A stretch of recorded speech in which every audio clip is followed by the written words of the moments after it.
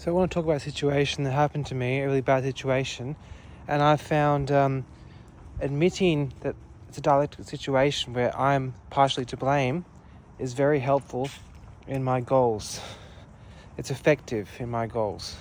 So I got crashed in the back into my car, probably sick of hearing this, by a Chinese gentleman in November 11th of last year, and he's blocked me. I've been fighting with him for 9 months.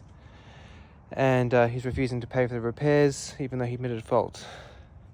And I have such an emotional response to this issue, just the fact that he had the audacity to block me and he just doesn't care about morality, that I found opposite action is the most effective course, whereby I realize that I'm partially to blame. It was my overly trusting nature that put me in this position.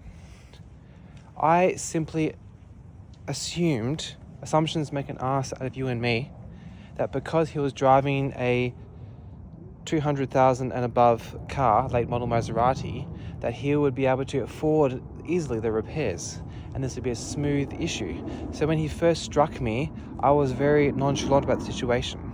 I simply said, yeah, give me your details and we'll chat about it later.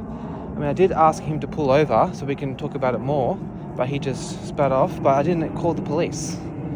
And what I should have done is kicked up a stink and realized, look, this man is a foreigner.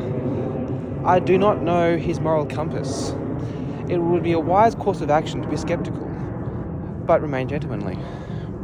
What I should have done is call the authorities and put everything in writing. Something that I'll teach you, that it may not be effective with your goals, but it is for me. If you're in any kind of semi-crisis situation and you can involve the authorities and you're dealing with a stranger, call the authorities, call the police, call 000, get a report written, because if they're willing to flee the country without paying for damages, it's definitely going to be in your favor to have everything put through the boys in blue. I didn't do that, so I'm at fault.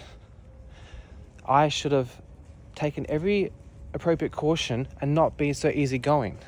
It is a huge problem with a lot of Australians, is that they're too trusting and too easygoing, and it gets us in the shit. You have to be more skeptical, you have to be more cynical, and you can't be too trusting, because there is dogs out there. There is people who are sociopathic, they are morally deficient, and it's gonna bite you in the dust to think that they all think like you and have this same heart. So the moral of the story is, may work for you, it'll work for me. If you can, try and look at the dialectic situation at hand. Look for how it's your fault, because that way you can use it as a learning lesson. As my papa used to say, he is Irish, Scottish, and a little bit of Chinese, Australian. He used to say what I just said. And my mum, she's Northern English, Newcastle, pure Northern English, and she used to say to me, everything happens for a reason. And so, like my dad said, it's a lesson.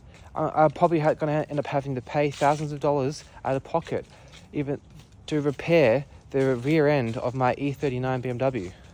Even though I'm just in social work and I've got a baby on the way, and I'm recently married, and I had to work in a glass factory during COVID because I didn't get the vaccine. But this is a powerful lesson to me. This is a few $1,000 lesson, because perhaps in the future,